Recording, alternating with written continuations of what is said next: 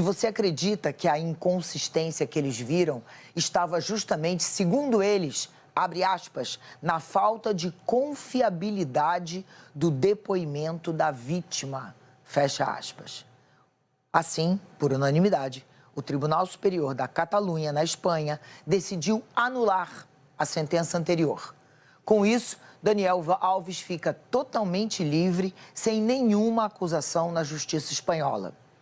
Lembrando que ele foi preso em 2023, ficou pouco mais de um ano na prisão, aguardando o julgamento. Daniel Alves desembolsou nada menos que €1 milhão pela liberdade provisória.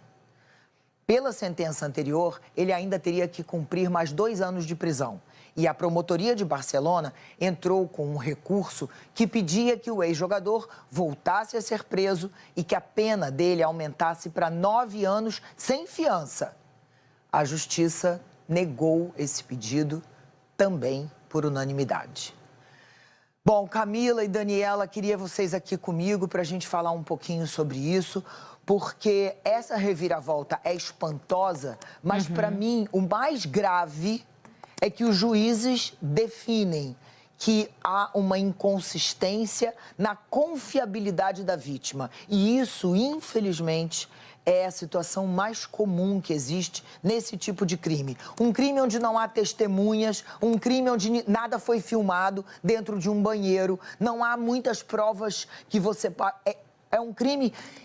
Daniel Alves, gente, mudou a versão dele 4 vezes. Exatamente. A vítima nunca mudou a versão.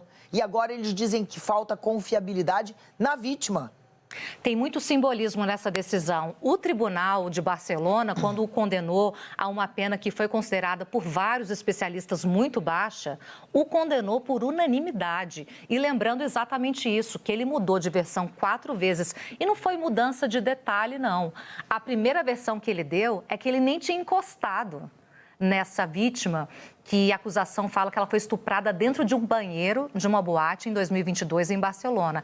A última já dava conta que realmente eles tinham feito uma relação sexual, porém consentida. Olha a diferença das versões. A vítima, com uma pressão popular de poder que esse ex-jogador representa, recebendo ajuda até do Neymar, estava num lugar muito difícil, como toda vítima de estupro e mais.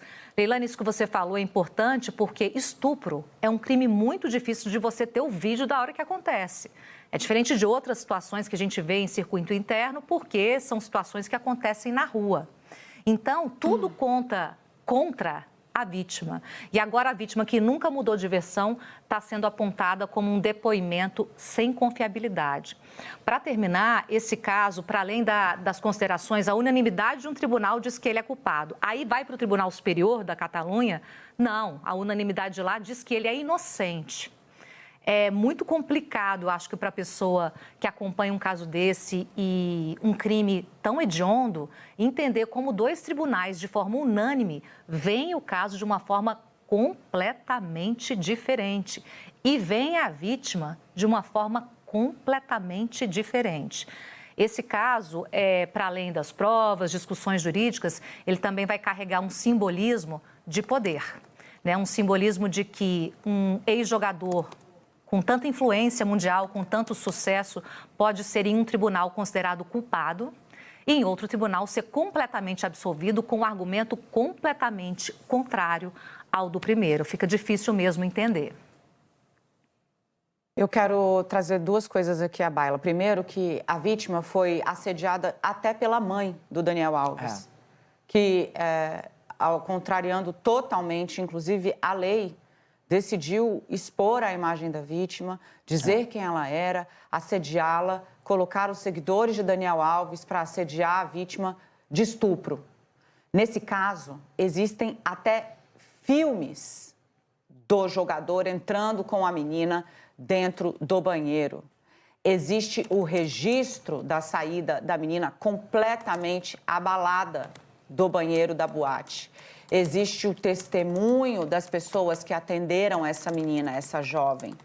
Existe todo o contexto, como a Leilani citou perfeitamente, de uma pessoa que nunca recuou 1 milímetro na sua versão, a vítima, e outra que mudou 4 vezes, pelo menos, o que dizia o ex-jogador. Trata-se esses senhores que ganham milhões, muitas vezes para ficar sentado em casa, milhões, né? Como se eles tivessem outro status. São pessoas que se descolaram da realidade, sinceramente. Se posicionam de uma maneira que muitas vezes dá mais vergonha, sinceramente, do que orgulho de vê-los carregando a camisa que simboliza o nosso país. Esse, infelizmente, é um caso, porque esse rapaz era considerado o exemplo de maturidade na seleção brasileira. Se esse é o exemplo que o futebol tinha para dar, eu não sei. Dito aí sobre o que faz a justiça espanhola, que proteja-se a vítima, que ela não volte a ser assediada, porque a palavra da mulher ela precisa ter peso e precisa ter valor. Hoje a gente vai falar aqui sobre trato na justiça de medidas relacionadas a mulheres. É um assunto importante, porque se você não tem representatividade, tribunais feitos de homens e para homens, né? Isso faz diferença. Para fechar, Leilane, Simone de Beauvoir, né? Ela sempre disse, nunca se esqueça, basta uma crise política, econômica ou religiosa para que os direitos das mulheres sejam questionados. Exato. Esses direitos não são permanentes. Você terá, mulher, de se manter vigilante toda a sua vida. Bom, nós estamos. Cheguei a ficar arrepiada agora aqui com essa frase, dessa sua lembrança da Simone. Uma coisinha rápida que eu queria pedir às mulheres, com base nessa frase que a Camila trouxe da Simone de Beauvoir. Por favor, não desanimem. Porque esse tipo de sentença, ele cria um certo desânimo nas mulheres que passam por uma situação difícil. Por favor, não desanimem. A gente tem sempre que denunciar, que insistir, que lutar, que ir a julgamento, que insistir na justiça, mesmo que casos como esse ainda aconteçam. Muito bem lembrado, porque também há casos em que há condenação e esse didatismo é que vai conseguir aos poucos frear casos de estupro, de violência sexual. E ainda tem Robinho hoje no STJ, hein, gente? Já já eu explico para vocês, vai ter recurso para tentar tirá-lo da prisão, votação prevista hoje. Mas agora a gente vai seguir 9h59 para falar sobre o Brasil esperando dobrar as trocas comerciais com o Vietnã nos próximos anos. Para isso, o presidente Lula está cumprindo essa agenda intensa no Vietnã, está fazendo muitas reuniões com os principais líderes políticos do país do Sudeste Asiático. Vamos então com o Murilo Salviano e o Igor Arroio, que estão acompanhando tudo por lá, já é de noite. Boa noite para o Murilo. Como tem sido a passagem dessa comitiva brasileira? O que a gente pode destacar dessas negociações, querido? Bem-vindo sempre ao Conexão. Oi, Camila, bom dia para você, para a Leilane, para a Dani, para todos que nos acompanham. Antes de falar dessa agenda atribulada do presidente Lula, corrida aqui no Vietnã, em Hanoi, eu vou direto para a notícia, que é carne bovina. O Palácio do Planalto nos confirmou que agora há pouco, numa agenda entre o presidente Lula e o primeiro-ministro vietnamita, o primeiro-ministro vietnamita disse a Lula que o mercado do país vai voltar a se abrir para a carne bovina brasileira. Essa informação foi confirmada pelo Palácio do Planalto. Por enquanto, o governo vietnamita não confirmou essa informação. Claro, vocês devem imaginar, a gente tem muito pouco acesso, né? A imprensa tem muito pouco acesso ao governo vietnamita e a gente espera que até amanhã, na declaração conjunta entre os dois governos, a gente receba mais detalhes sobre essa reabertura do mercado vietnamita à carne bovina brasileira. Então, confirmando, essa informação foi confirmada pelo Palácio do Planalto. A agenda começou bem cedo hoje aqui em Hanoi, nessa sexta-feira, 8h45 da manhã, horário local, 10h45 da noite de quinta-feira aí no Brasil. A primeira parte foi bem protocolar, o presidente participou de uma cerimônia em homenagem aos heróis e aos mártires do Vietnã. Depois foi até o memorial do Ho Mi Trinh, que é um líder importante vietnamita da luta da independência e unificação do país. E em seguida, aí sim, começaram as agendas políticas e econômicas. Toda a comitiva brasileira, que integra aí mais de 10 ministros, presidente da Câmara, presidente do Senado, eles foram todos para o Palácio Presidencial. Então, se encontrar com o presidente vietnamita Luong Kong. Eles assinaram uma série de acordos, um dos mais importantes, vou destacar para vocês, que é aquele acordo que estabelece um plano de ação dentro da parceria estratégica que Brasil e Vietnã assinaram no ano passado no G20. Então, eles elevaram, Brasil e Vietnã, no ano passado, elevaram a parceria, além de trocas econômicas, eles passaram também, eles acordaram em em transmitir um para o outro informações sensíveis de defesa, e aqui agora em Hanoi eles estão fechando protocolos comuns de proteção dessas informações sensíveis para aí sim os dois conseguirem distribuir informações, compartilhar informações de defesa. Esse acordo envolve o GSI, o Gabinete de Segurança Institucional da Presidência da República, e o Ministério da Segurança Pública daqui do Vietnã. A gente conseguiu ouvir um pouco dessa reunião entre o presidente Lula e o presidente vietnamita. O presidente Lula disse que quer fortalecer o multilateralismo diante do avanço da extrema-direita. Disse que, assim como o Vietnã, o Brasil opta pelo não alinhamento. E essa é uma coisa, embaixador, interessante. Isso porque o Vietnã tem uma política dos 4 nãos. Um dos nãos é a política do não alinhamento. Ele quer manter acordo com todos os países, com a China, com os Estados Unidos. Então, o presidente Lula disse nessa reunião com o presidente vietnamita que, assim como o Vietnã, o Brasil opta pelo não alinhamento. Ele convidou também o Vietnã para o BRICS, que vai acontecer em julho no Rio de Janeiro, e para a COP30 em Belém do Pará. E também disse que o Brasil está interessado em vender aviões civis e militares da Embraer e também voltar a exportar carne bovina aqui para o Vietnã, inclusive fazer o Vietnã como se fosse um hub, uma plataforma para a venda de carne bovina aqui para o Sudeste Asiático. Houve então essa declaração oficial. O presidente Lula disse que o governo brasileiro tem interesse em reconhecer o Vietnã como uma economia de mercado. E aí, os próximos encontros mais protocolares. O presidente Lula foi se encontrou com o secretário-geral do Partido Comunista, que é, vamos dizer, aí a figura mais importante da política nacional. Não tivemos acesso, inclusive os assessores do Itamaraty nos disseram que até o acesso deles foi bastante limitado, que celulares não podem entrar no Partido Comunista aqui do Vietnã. Então, nós da imprensa não pudemos fazer essa cobertura. E em seguida, o presidente Lula se encontrou com o presidente da Assembleia Nacional e também com o primeiro-ministro do Vietnã. E foi nessa conversa com Pham Minh Chinh, que é o primeiro-ministro do Vietnã, que o Vietnã confirmou, então, que vai reabrir o mercado do país para a carne bovina brasileira. Estamos aguardando ainda uma declaração oficial que deve vir amanhã, a partir dessa declaração conjunta entre Brasil e Vietnã. Voltamos. Muito bom, Murilo, muito bom já começar com essa notícia importantíssima. Te agradeço e já também, dentro dessa notícia... Só uma coisinha. Ô, Murilo, você não está com medo dessas bicicletas, desses carros passando atrás de você, não? Cara... Ô, Valdo, a gente vai se acostumando, viu? Eu estava até comentando, tem que ter coragem e firmeza para atravessar a rua aqui. Coragem para enfrentar esse emaranhado e firmeza, porque se você titubeia, aí que eles te atropelam. Então você vai andando firme e eles vão desviando de você, vão costurando. Ô Murilo, o caos aí é um método, né? É capaz de quando você voltar, você vai até estranhar o silêncio da organização. Obrigada, Camila, querido. Até o caos é organizado. Quando a moto quer vir na contramão, eles vêm pela contramão, pela calçada, entendeu? Olha o nível de organização deles, eles se entendem aqui. O fato é que a gente não foi atropelado ainda. É um caos que funciona, né? Funciona com regra, inclusive. Querido, muito obrigada. Bom trabalho para você. Grande Murilo. Grande Murilo. Gente, seguindo aqui, falando sobre a questão da carne, que é muito importante, eu já recebi, enquanto o Murilo falava, a manifestação da Associação Brasileira das Indústrias e Exportadoras de Carne, né? Que é o setor, né? Que vai ter essa grande novidade que é boa para o setor e boa para o Brasil. Bom, o presidente Roberto Perosa falou o seguinte: a abertura do mercado vietnamita para a carne bovina brasileira é uma excelente notícia.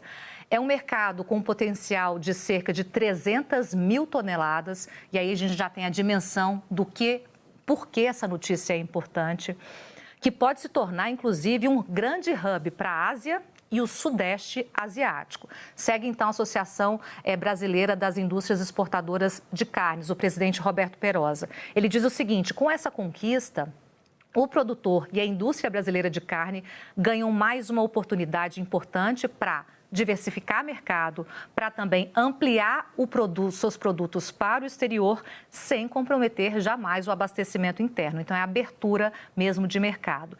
Essas exportações ajudam a complementar a renda dos pecuaristas brasileiros e também tem um forte papel do Brasil, colocam o Brasil nesse protagonismo no comércio exterior. É uma informação mesmo muito importante, foi por isso que o Murilo já começou com isso, o vivo que ele fez há pouco, porque era algo muito esperado, já confirmado realizado pelo Palácio do Planalto. E você está vendo aqui ao vivo no Conexão a repercussão a quente. E aí o setor termina dizendo o seguinte: vivemos um momento muito positivo para a carne bovina. Hoje, a carne já é importada para cerca de 150 países e agora celebra a entrada do Vietnã. Seguimos avançando, levando a qualidade da nossa carne cada vez mais longe, gerando renda, gerando empregos, resultados concretos para o país. Então, tudo isso é muito importante, já com a repercussão para vocês de todos os lados. E vamos direto ouvir o nosso Valdo Cruz, querido, agora sobre a carne, né, Valdinho? Muito bom dia, bem-vindo sempre, meu amigo. O Vietnã tem registrado, né, esse crescimento econômico importante dos últimos anos. É por isso que isso está sendo muito comemorado, tanto pelo Palácio do Planalto quanto pelo setor, né? O governo Lula aproveitando de forma positiva para o país esse grande potencial. Bom dia, Camila. Bom dia, Dani. Bom dia, Leilane. Bom dia, assinantes. Sexta-feira iluminada para todos nós. Olha, o Vietnã, o Sudeste Asiático como um todo, né? A Ásia como um todo, tem observado um período de crescimento bem maior do que você observa na Europa, no próprios Estados Unidos. Isso é fruto de uma revolução, principalmente tecnológica, que reina naquele continente. E isso transforma, por exemplo, o Vietnã, que há pouco tempo não era um parceiro comercial tradicional do Brasil, hoje num parceiro importante. É mais importante, por exemplo, do que o Reino Unido. Isso mostra a importância de o presidente Lula ir a esse país e conseguir essa liberação já imediata da exportação de carne bovina para lá. No Japão, onde Lula esteve, foi dado um passo, eles vão enviar uma equipe técnica ao Brasil para fazer vistoria fitossanitária. O fato, Daniela, é que esses mercados que estão se abrindo para o Brasil também acabam se refletindo numa evolução do mercado brasileiro, dos produtores brasileiros, porque eles sabem que se eles não seguirem padrões rígidos de qualidade, de higiene, eles não conseguem abrir novos mercados. É preciso estar ali em consonância, em sintonia com as exigências desses países. Isso acaba melhorando o produto brasileiro. Daí a importância de você ter uma economia aberta, ao contrário do que tem feito o presidente dos Estados Unidos, Donald Trump, que está indo na contramão, né? Fechando cada vez mais os Estados Unidos, o mercado norte-americano. Daí essa frase do presidente Lula durante essa visita ao Vietnã, lembrando que discutiu com o comandante do Vietnã que é preciso apostar no mundo, no multilateralismo e evitar que o mundo volte a ser um planeta com zonas de influência. Como já foi no passado, você tinha Estados Unidos e União Soviética. E hoje é um grande temor que você tenha novamente ali Estados Unidos, China e Rússia, né? Tentando criar ali umas zonas de influência para que esses países sejam alinhados a ele. Por isso, Lula defendeu um não alinhamento nessa visita ao Vietnã e o Vietnã partilha dessa mesma opinião, que tem que estar aberto a todos os parceiros e evitando, Dani, uma questão de você ficar ali alinhado a uma região, a um país, o que você leva a um fechamento da economia. Acho que isso é muito importante nesse momento, é um recado principalmente para Donald Trump, mas, Dani, esse aí não quer saber de recado nenhum, ele só quer saber do que passa na cabeça dele. Não dá para esperar coerência ali. Eu vou só fazer um adendo aqui. O Vietnã hoje é um mercado mais importante para o Brasil no comércio internacional do que Reino Unido e Espanha. E agora, com a entrada da carne brasileira por lá, consegue, então, o presidente Luiz Inácio Lula da Silva aquilo que a gente contou aqui no bastidor, ele gostaria, sinalizar para a China que existem opções, inclusive na Ásia, a este grande parceiro, maior parceiro comercial do Brasil, com quem ele não vai criar nenhuma aresta, mas sinalizar que não há uma unidependência, que existem opções para o Brasil e que o Brasil está ampliando esse leque de opções. Esse bastidor a gente te contou aqui ainda quando o presidente Lula viajou e ele se confirma agora com o sucesso, a autorização para a compra de carne pelo Vietnã. Ainda no noticiário internacional, 10 horas e 11 minutos, o presidente russo, Vladimir Putin, sugeriu a criação de uma administração temporária na Ucrânia. Para, veja bem, só depois negociar um tratado de paz para acabar com a guerra. O que ele quer, então? Depor o presidente Volodymyr Zelensky, criar um gabinete de administração temporária, provavelmente indicado por ele, a partir daí negociar um cessar-fogo. Putin propôs ainda a realização que até novas eleições na Ucrânia, o país seja supervisionado pela ONU, pelos Estados Unidos e pela Europa, ou seja, é uma intervenção global na Ucrânia, que para passar a ser bombardeada há anos, apenas sinalizou que gostaria de ingressar na OTAN. Foi assim que tudo começou. Vamos conversar com o Ismar Madeira, direto de Nova York, ele traz os detalhes. Ismar, antes de jogar para você o nosso bate-bola aqui já fechado, eu queria só lembrar o assinante, eu trouxe aqui a avaliação da diplomacia brasileira, você estava com a gente, né? Dizendo, olha, o Trump está dizendo que vai fechar um cessar-fogo, o que o Putin vai fazer é arrastar ele para um grande tango, longo tango, com 1001 condicionantes e esticar, porque ele não tem interesse na guerra e ele está empoderado agora, no fim da guerra, e ele está empoderado agora. Dito e feito, anunciaram um cessar-fogo ali na região do Mar Negro e o que a Rússia fez? Bombardeou a região, que é para dizer assim, meu amor, um beijo para você, o que eu escrevo, o que eu falo não se escreve, entendeu? Bom, é exatamente o que está acontecendo. O Putin está condicionando agora o cessar-fogo ao afastamento do presidente Volodymyr Zelensky. Explica para a gente o que significa, querido. Bom dia. Bom dia, Dani, para você, Leilane, bom dia para Camila e para todos. Pois é, e a Ucrânia está ali no meio entre interesses dos Estados Unidos também e da Rússia. Nesse caso específico, a declaração de Vladimir Putin reforça a posição do presidente russo de não considerar o presidente da Ucrânia, Volodymyr Zelensky, um parceiro legítimo para negociar a paz. Sobretudo porque o mandato de Zelensky se encerrou oficialmente em maio do ano passado, mas ele continua no poder por causa da guerra. E aí, por isso, durante uma visita ao porto de Murmansk nesta sexta-feira, Putin sugeriu, como você disse, que se instale um governo temporário na Ucrânia sob supervisão dos Estados Unidos, das Nações Unidas e de países europeus, para que assim sejam realizadas novas eleições e seja escolhido um governo capaz de começar as negociações de paz na visão dele. Depois, o Kremlin negou que Putin tenha sugerido uma administração temporária na Ucrânia. Só que a declaração do presidente foi gravada em vídeo. Putin ainda disse que os esforços do presidente americano Donald Trump de manter contato direto com a Rússia são um sinal da intenção de paz dos Estados Unidos. Nesta semana, o governo americano disse que assinou acordos separados de cessar-fogo no Mar Negro para garantir a navegação segura. Mas a Rússia condicionou essa trégua ao fim de sanções econômicas.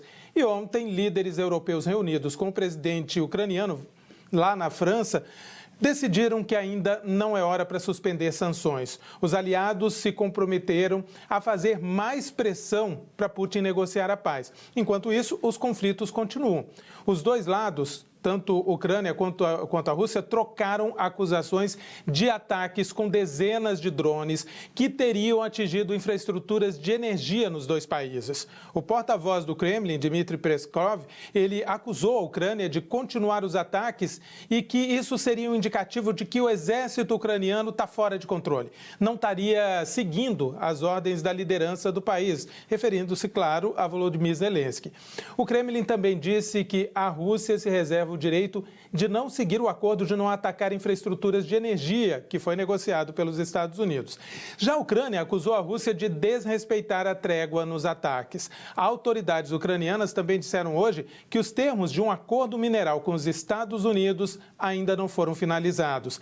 A última proposta do governo Trump foi de que a Ucrânia enviasse para os Estados Unidos todo o lucro de um fundo que controla os recursos ucranianos, até que o valor da ajuda de guerra enviada pelos americanos para o país fosse paga, com juros.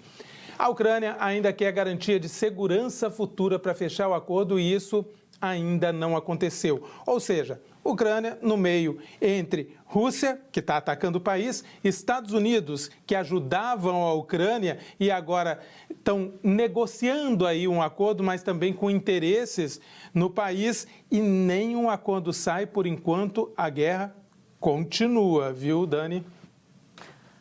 Ismar, a gente imaginava que seria assim, porém, agora você veja, né? O presidente Volodymyr Zelensky apostou tanto, teimou tanto numa solução negociada antes, via China, via Brasil, etc. e tal, apostou nos Estados Unidos e está aí agora. Enfim, vamos ver onde é que isso vai dar. Obrigada, meu caro. Lei, querida, é com você. Vamos falar de governo Trump, porque esse governo novo dos Estados Unidos já revogou mais de 300 vistos de imigrantes. Essa informação veio do próprio secretário de Estado americano. Marco Rubio alertou que o governo americano está indo atrás todo dia dessas pessoas que ele chamou de lunáticos. Ele confirmou, inclusive, a suspensão do visto daquela universitária turca. As imagens que você está vendo aí são imagens impressionantes do momento em que ela foi presa por agentes de imigração em Massachusetts. Essas imagens tomaram conta das redes sociais na internet. Por que essa moça foi presa? Porque ela é acusada de participar de atividades de apoio ao grupo terrorista Hamas. Mas os advogados dessa estudante negaram tudo isso, abriram um processo contra a deportação dela. Ela foi presa porque ela assinou um documento pró-Palestina, só isso, nada mais. Não existe nada, nenhum documento, nada que comprove qualquer ligação dela e o Hamas. Ela apenas defendeu a população palestina. E pousou agora há pouco no aeroporto de Fortaleza mais um voo com deportados brasileiros vindos dos Estados Unidos. Esse avião traz 104 brasileiros e ele é o quinto a chegar ao nosso país desde a posse de Donald Trump. Quem está acompanhando esse novo avião é a Aline Oliveira. Aline, bom dia para você. Parte desses passageiros segue ainda hoje para Belo Horizonte. A gente continua vendo que Belo Horizonte é o centro desses imigrantes que, para os Estados Unidos, são ilegais e merecem essa deportação. Olá, Leilane, exatamente isso. O avião da Força Aérea Brasileira já está aqui, parado no Aeroporto Internacional de Fortaleza, à espera da conclusão do processo aí, né, de acolhida e de imigração desses deportados que acabaram de chegar e depois segue para Belo Horizonte. A gente tem números, Leilane, esse número de 104, ele é o último número oficial divulgado, mas com a ressalva de que ele pode mudar, porque somente após a triagem é que eles confirmam se o número que foi divulgado lá na saída do avião se confirma que se todos os passageiros que estavam previstos na lista embarcaram de fato. Então a gente já tem aqui o número parcial, né? O número até agora divulgado, 104 passageiros, e desses 7 seriam crianças e adolescentes e 4 deles seriam pessoas que estão com restrições aqui com a Justiça Brasileira, que tem mandados de prisão em aberto. Não se sabe ainda se mandados expedidos pela Justiça Federal ou pela Justiça de algum estado, bem por quais crimes, né? Esses detalhes devem ser divulgados após essa triagem que está sendo feita. E o que é essa triagem, né? Essas pessoas ali são acolhidas por equipes do governo federal, do governo do estado e também do município, né? Recebem ali as primeiras orientações e são ouvidas, né?